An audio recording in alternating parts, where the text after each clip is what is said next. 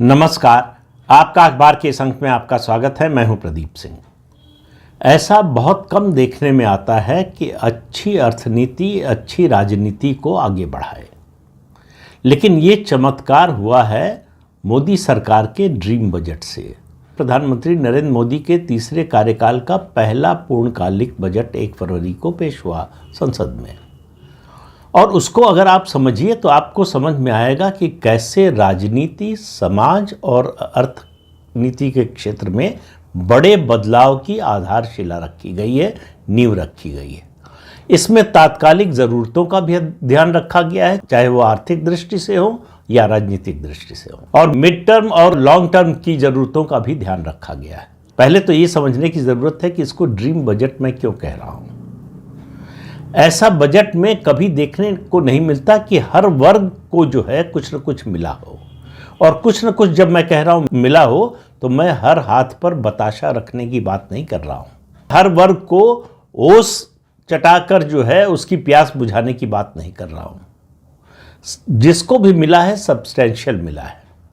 एक बहस देश में पिछले कई सालों से चल रही थी कि कैपिटल एक्सपेंडिचर सरकार बढ़ाएगी तो उसका इकॉनमी पर असर पड़ेगा, जीडीपी बढ़ेगी, और उसी से फिर कंजम्पशन बढ़ेगा, उसी से फिर जो है प्राइवेट सेक्टर का इन्वेस्टमेंट आएगा।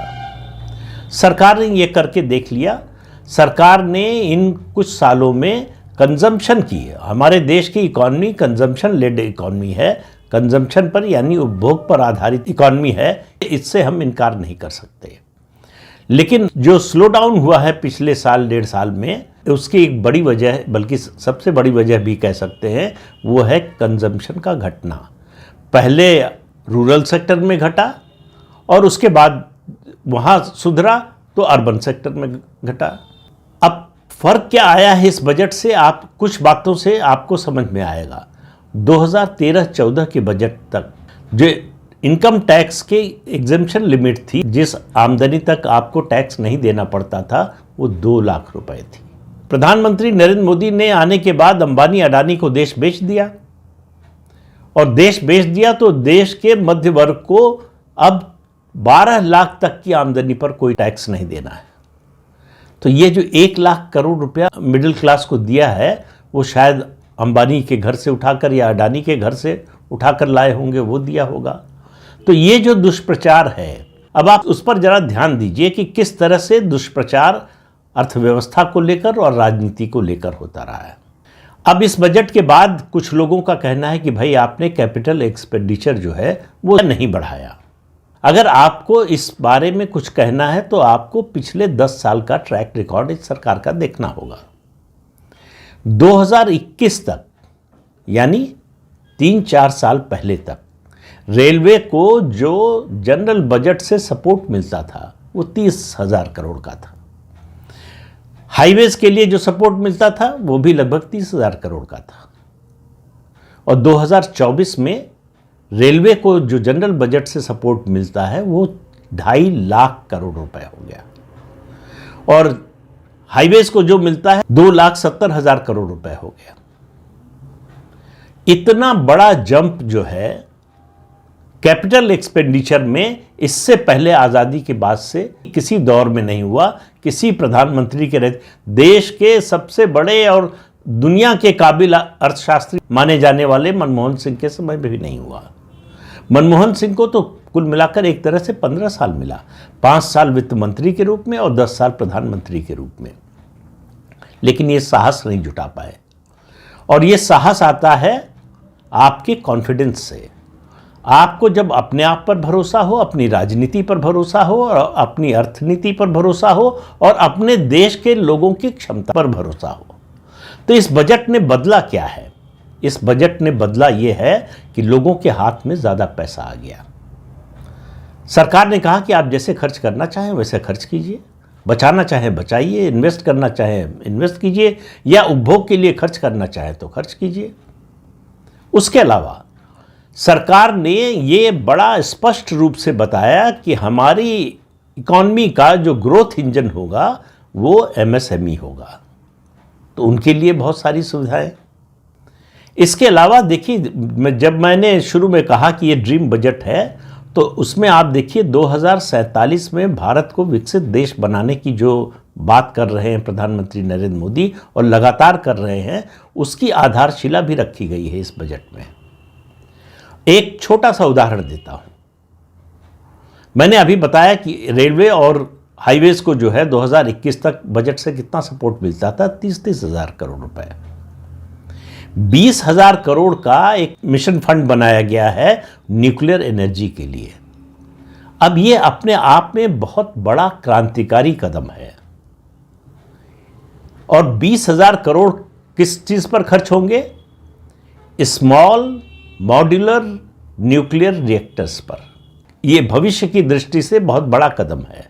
दुनिया में अमेरिका, रूस, चीन और साउथ कोरिया, ये 4 देश इस तरह के रिएक्टर्स बना रहे हैं।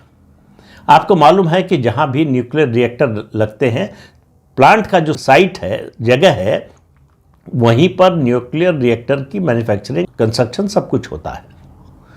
इसमें फ़र्क ये है कि ये छोटे रिएक्टर्स जो हैं वो फैक्ट्री में इनके पुर्जे बनाकर, इनके कंपोनेंट बनाकर असेंबल किए जा सकते हैं। ये टेक्नोलॉजी का इस्तेमाल अभी दुनिया में कहीं नहीं शुरू हुआ है। इन जिन 4-5 देशों की बात मैंने की, उनमें होने जा रहा है, उसकी तैयारी है। और भारत ने तय किया है कि अगले 8 साल में 20 ऐसे स्मॉल मॉड्यूलर रिएक्टर्स बनाए जाएंगे, जिससे 2047 तक न्यूक्लियर एनर्जी का जो उत्पादन है वो 100 गीगावाट तक पहुंच सके। तो इससे आप अंदाजा लगाइए कि भविष्य के बारे में किस तरह से सोच। ये नहीं सोच है कि 5 साल के लिए चुने गए हैं, 5 साल राज करते हैं, उसके बाद जो आएगा वो देखेगा क्या होगा, हमको क्या मतलब 47 तक क्या होगा। तो ये सोच नहीं है। दूसरी बात, जो कैपिटल एक्सपेंडिचर की बात हो रही है, पूंजीगत निवेश की बात हो रही है, पूंजीगत खर्च की बात हो रही है, तो पिछले 10 सालों में जिस तरह से पूंजीगत खर्च बढ़ा है, उसके बाद फिर कैपेसिटी भी तो बढ़नी चाहिए। पूंजीगत खर्च की एक सीमा है। जो आप अभी पिछले 1 साल में थोड़ा इसमें कमी आई है खर्च में, उसकी वजह एक तो बारिश बहुत ज़्यादा हुई, फिर चुनाव थे, उसकी वजह से सरकार खर्च नहीं कर पाई। तो जो पिछले बजट में जो प्रावधान किया था वही खर्च नहीं हुआ, तो उसको बहुत ज़्यादा बढ़ाने का कोई अर्थ नहीं था। तीसरी बात, फिस्कल डिसिप्लिन। ये प्रधानमंत्री नरेंद्र मोदी की अर्थनीति का मूल मंत्र है। पूरी दुनिया में, मैं पहले भी कह चुका हूं, जब कोरोना के दौरान बेतहाशा पैसा खर्च किया जा रहा था, सारे सेंट्रल बैंक जो है नोट छापने में लगे हुए थे और सरकारें कह रही थी कि जो है लोगों के हाथ में पैसा दीजिए, फिस्कल डेफिसिट की चिंता छोड़ दीजिए, तब भी मोदी इसके लिए तैयार नहीं हुए। दुनिया में 100 साल की सबसे बड़ी महामारी थी, इसके बावजूद क्यों? कॉन्फिडेंस था कि जो कर रहे हैं वो सही कर रहे हैं और सही रास्ते पर चल रहे हैं। और आज वो साबित हुए। दुनिया के तमाम बड़े देश, विकसित देश गलत साबित हुए और भारत सही साबित हुआ। अब फिस्कल डेफिसिट को अगले बजट में, यानी 2025-26 का जो बजट है, उसमें 4.4% लाने का लक्ष्य है। ये अचीवमेंट दुनिया की किसी अर्थव्यवस्था में इस तरह का नहीं हुआ। इस तरह का फिस्कल डिसिप्लिन भी जो है दुनिया की किसी इकॉनमी में नहीं दिखा है। और इसके बावजूद हम दुनिया की सबसे तेजी से बढ़ती हुई इकॉनमी हैं। इसके अलावा देखिए, अर्थनीति को आप राजनीति से अलग करके देख नहीं सकते, और अर्थनीति का कोई फायदा नहीं है। ये कोई लैब का एक्सपेरिमेंट नहीं है। ये लोगों के जीवन को प्रभावित करती है और राजनीति भी करती है। जीवन के हर क्षेत्र में राजनीति है। तब किस तरह से तात्कालिक और जो है राजनीतिक हितों का भी ध्यान रखा गया है, उसके साथ साथ सामाजिक स्थिति का भी ध्यान रखा गया है, इसके बारे में जरा सोचिए। 2-3 बातें बजट की सिर्फ बताता हूँ। एक बिहार स्पेसिफिक, क्योंकि बिहार में चुनाव होने वाले हैं नवंबर में। तो ये जो मखाना बोर्ड बनाने का फैसला हुआ है, तो एक आर्थिक फैसला हुआ है, लेकिन इसका उत्पादन कौन लोग करते हैं? ज़्यादातर जो है मल्लाह कम्युनिटी के लोग करते हैं। तो उनकी आमदनी बढ़ेगी, उनकी आर्थिक स्थिति सुधरेगी। लोकल से ग्लोबल का जो नारा है प्रधानमंत्री का, बिहार का मखाना दुनिया में जाएगा। दुनिया में मखाने का जितना उत्पादन होता है उसका 90% बिहार में होता है। तो ये कुछ लोगों को केवल चुनावी राजनीति की दृष्टि से लग सकता है कि कदम उठाया गया है कि चुनाव था, लेकिन इसमें अर्थनीति, अर्थव्यवस्था का ख्याल और उसके साथ साथ सामाजिक व्यवस्था का भी ध्यान रखा गया है। समाज के एक ऐसे वर्ग को सशक्त बनाने का इरादा है जो अन्यथा कमजोर वर्ग में आता है। उसके अलावा आपको मालूम है बिहार में जो है हर साल बाढ़ और सुखाड़, यानी बाढ़ और सूखा दो से राज्य जो है त्राही त्राही करता है, और कृषि पर ज़्यादा निर्भर है प्रदेश बिहार, इसलिए जो है और ज़्यादा प्रभावित होता है। कोसी नदी की नहर परियोजना ये बिहार के विकास में एक बहुत क्रांतिकारी कदम होने जा रहा है। कोसी नदी से जो नहर की परियोजना है वो बिहार के विकास को एक नए मुकाम पर ले जाएगा। तो अर्थव्यवस्था को पटरी पर लाने के लिए जो पिछले कुछ महीनों में उतरती हुई दिख रही थी, ग्रोथ रेट स्लो हो गई थी, उसको तेज करने के लिए अब देखिए कई ऐसे कदम होते हैं जिनको जब आप उठाते हैं तो उनका एक कैस्केडिंग इफेक्ट होता है, एक से दूसरा, दूसरे से तीसरा, तीसरे से चौथा। कंजम्पशन बढ़ेगा तो प्रोडक्शन बढ़ाना ही पड़ेगा, प्रोडक्शन बढ़ेगा तो रोजगार नए मिलेंगे, रोजगार नहीं मिलेंगे तो लोगों की आमदनी ज़्यादा बढ़ेगी, लोगों की आमदनी बढ़ेगी तो सरकार को टैक्स ज़्यादा मिलेगा, चाहे वो इनडायरेक्ट टैक्स हो चाहे डायरेक्ट टैक्स हो। और डायरेक्ट टैक्स पर तो बिल एक हफ्ते में ही सरकार लाने जा रही है, उसमें और सुधार होने जा रहा है। तो सरकार ने पूंजीगत निवेश और उपभोग, इन दो के बीच में जो कश्मकश चल रही थी पिछले काफ़ी समय से कि मुर्गी पहले कि अंडा पहले, कौन पहले, किसको पहले बढ़ाएं तो उसका असर दूसरे पर पड़ेगा, अब उसमें संतुलन स्थापित कर दिया है कि दोनों एक साथ चलेंगे। मान लिया है कि ये रेल की दो पटरियां हैं जो समानांतर चलेंगी, साथ साथ चलेंगी, उन्हीं पर रेल दौड़ेगी। अर्थव्यवस्था की रेल को उस पर दौड़ाने का फैसला हो गया है। और प्रधानमंत्री ने अपनी गरीब नवाज की जो छवि है, गरीबों की जो चिंता है, उसका भी ध्यान रखा है, जातिवाद का जहर फैलाने की बजाय। अब ये जो गिग वर्कर्स हैं, हमारे आपके घर में जोमेटो, स्विगी, अमेज़ॉन से जो सामान लेकर आते हैं, जो कॉन्ट्रैक्ट पर इस तरह से नौकरियां करते हैं, इनकी सामाजिक सुरक्षा का कोई भरोसा नहीं। कल एक्सीडेंट हो जाए, उनकी मौत हो जाए, न उनके परिवार को कुछ मिलना है न उनको मिलना है। उनके लिए 10 लाख का इंश्योरेंस और इसके अलावा 5 लाख तक की इलाज की मुफ्त सुविधा। तो राहुल गांधी से पूछना चाहिए कि आपके घर में, उनके घर में पता नहीं आता है कि नहीं, कि जिन लोगों के घर में स्विगी, जोमेटो या अमेज़ॉन ऐसी दूसरे प्लेटफॉर्म से सामान आता है, जो लड़के लेकर, बच्चे लेकर आते हैं, वो किस जाति के हैं? आप में से कोई पूछता है उनसे कि किस जाति के हो? तो अगर उनकी जाति आप जान भी जाएंगे तो उससे क्या फर्क पड़ेगा?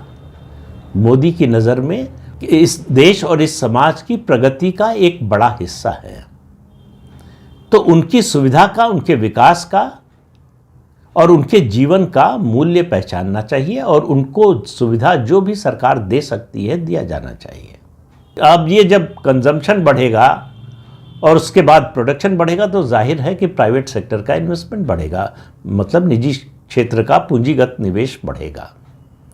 तो ये कुल मिलाकर पूरी अर्थव्यवस्था की मशीनरी को जो है वो वेल ऑयल करके और उसको तेज गति से दौड़ाने का बजट है ये। दूसरी, हमको अंतर्राष्ट्रीय परिस्थितियों को हम इग्नोर नहीं कर सकते, उनकी उपेक्षा नहीं कर सकते। बार बार तुलना होती है चीन से हमारी कि चीन देखिए कहाँ पहुँच गया लोग, लेकिन उसका संदर्भ भूल जाते हैं। जब चीन ने बढ़ना शुरू किया, याद कीजिए, तब दुनिया खुल रही थी मतलब ग्लोबलाइजेशन हो रहा था, लोग इन्वेस्टमेंट इनवाइट कर रहे थे। मैन्युफैक्चरिंग का ये हाल हुआ कि चीन पूरी दुनिया का मैन्युफैक्चरिंग हब बन गया। मोदी जब ये कर रहे हैं तब इसका उल्टा हो रहा है, दुनिया प्रोटेक्शनिज्म की ओर बढ़ रही है।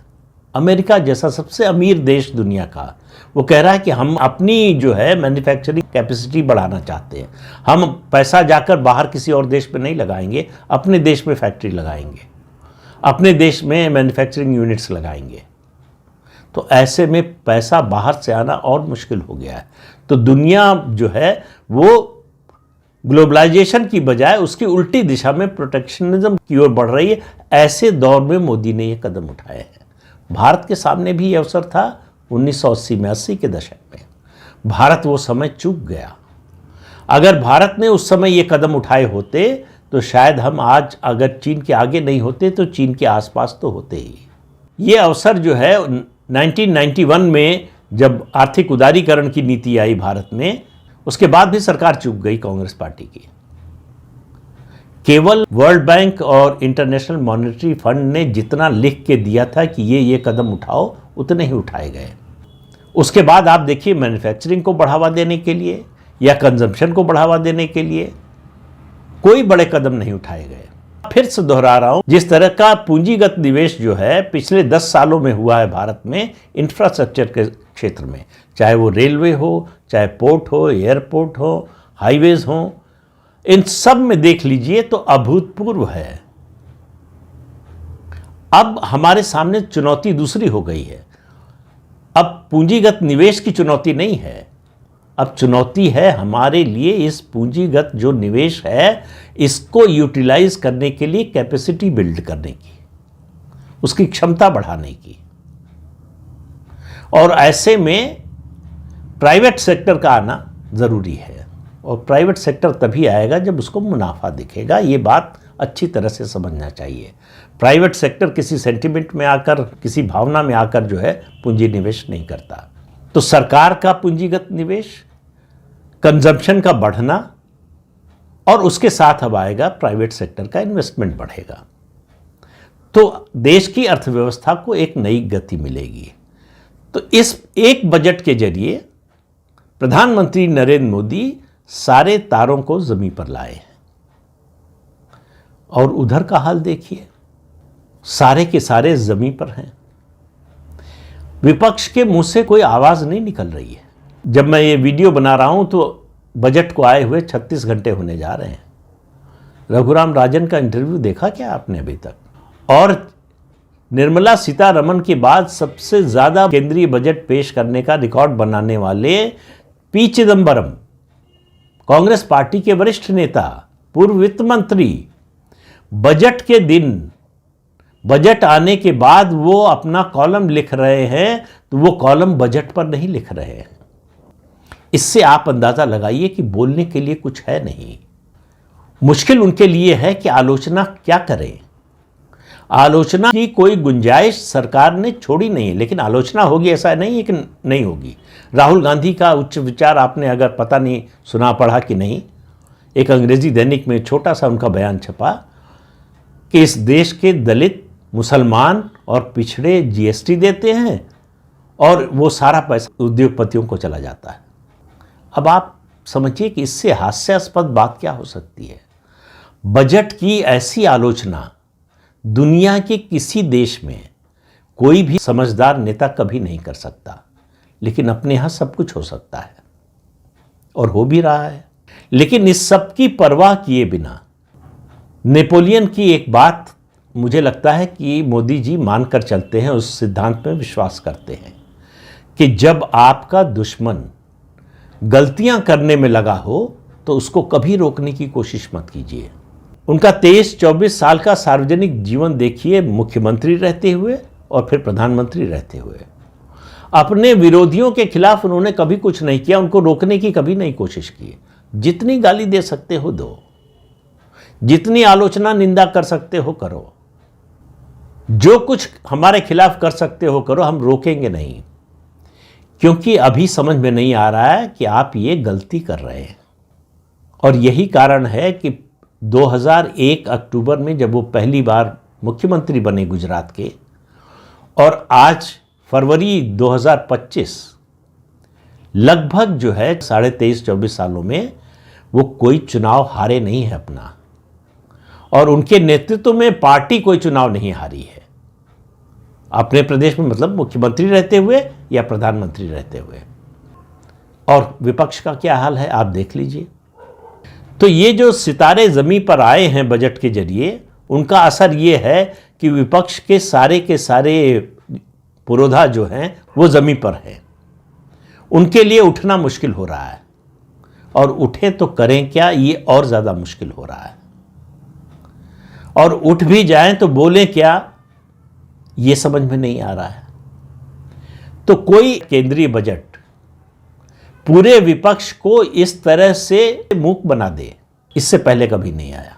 आलोचना के लिए आलोचना तो कोई भी कर सकता है, लेकिन जो अर्थशास्त्र को समझते हैं, जो राजनीति को समझते हैं, जो समाजशास्त्र को समझते हैं, उनके लिए इस बजट की आलोचना करना बहुत कठिन है। हमेशा गुंजाइश रहती है बेहतर करने की। ये कोई नहीं कह सकता कि ये परफेक्ट है और इससे बेहतर हो ही नहीं सकता था। हमेशा गुंजाइश जो है और बेहतर करने की होती है, लेकिन वर्तमान परिस्थितियों में कोई भी काम आप करते हैं, कोई बात आप कहते हैं, तो उसका एक संदर्भ होता है। और वर्तमान राष्ट्रीय अंतर्राष्ट्रीय परिस्थितियों में ये बहुत ही अच्छा बजट है, देश की अर्थव्यवस्था के लिए और समाज के लिए। और इसका असर आपको आने वाले दिनों में और ज़्यादा दिखाई देगा, इसका असर महसूस होगा। तो इस अंक में इतना ही। अगले अंक में फिर मिलेंगे किसी नए मुद्दे के साथ। तब तक के लिए अनुमति दीजिए। आपसे अनुरोध है कि चैनल देखिए, शेयर कीजिए, लाइक कीजिए और सब्सक्राइब जरूर कीजिए। नमस्कार।